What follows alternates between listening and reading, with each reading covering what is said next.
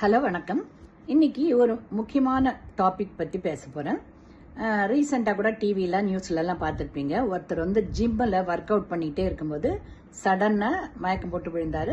உடனே hospital shift பண்ணக்குள்ள heart அட்டாக்ல இறந்துட்டார். ரைட்டா? இதை பற்றி ஒரு அவேர்னஸ் ஜனங்களுக்கு வரணும்.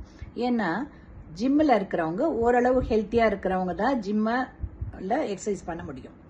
ஆனால் அதே நேரத்தில் அவங்க இன்னும் கொஞ்சம் எக்ஸ்ட்ராவாக ஒர்க் அவுட் பண்ணி உடம்ப ரொம்ப ட்ரிம் ஆக்கிக்கணும், 6 பேக்ஸ் அதெல்லாம் வரணும்லாம் நினைக்கிறாங்க. ஓகே, ஆனால் அதுக்கு there is a லிமிட். ரைட்டா? ஒரு டாக்டரோட அட்வைஸ் படி தான் எவ்வளோ எக்ஸசைஸ் பண்ணணும், எவ்வளோ ஸ்பீடில் அந்த இதில் பண்ணணுன்றதெல்லாம் நீங்கள் ப்ராப்பராக கன்சல்ட் பண்ணணும். ஏன்னா நம்ம உடல்லையும் மனசுலையும் தைரியமும் வலிமையும் இருக்கலாம். ஆனால் அந்த ஹார்ட்டில் இருக்கிற வலிமை வந்து ஒரு லிமிட்டட் தான். ஒரு மனுஷனுக்கு இவ்வளோதான் ஹார்ட் ஒர்க் அவுட் பண்ணணும்னு ஒரு இது இருக்கு.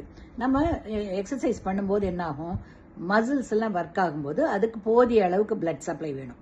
அந்த பிளட் சப்ளைனால பம்ப் பண்ணணுங்கிறதுனால ஹார்ட் வந்து வேகமாக துடிக்கும். ரைட்டா? இது ஃபோர்ஸ் ஆஃப் கண்ட்ராக்ஷனும் ஜாஸ்தியாக இருக்கும், ரேட்டும் அடிக்கடி ஃபாஸ்டாகவும் அடிக்கும், ஃபோர்ஸாக அடிக்கும். அப்போ வந்து அந்த மசில் ஹார்ட் மசிலுக்கு வந்து ஸ்ட்ரெயின். ஸோ மற்ற மசில்கெல்லாம் ஒர்க் அவுட் பண்ணுறதுக்கு நம்ம கான்சென்ட்ரேட் பண்ணும்போது நம்ம ஹார்ட்டும் ஒரு மசில் தான், அதுக்கும் ஸ்ட்ரெயின் இருக்கும்ன்றதை திங்க் பண்ணணும். ரைட்டா? அது திங்க் பண்ணாததுனால தான் இந்த ஹார்ட் அட்டாக் வருது. கூடிய வரைக்கும் நீங்கள் வந்து ஒரு லிமிட் பண்ணிக்கோங்க. ஓவராக நீங்கள் எக்ஸசைஸ் பண்ணீங்கன்னா டெஃபினட்டாக it will end up in a death. Right?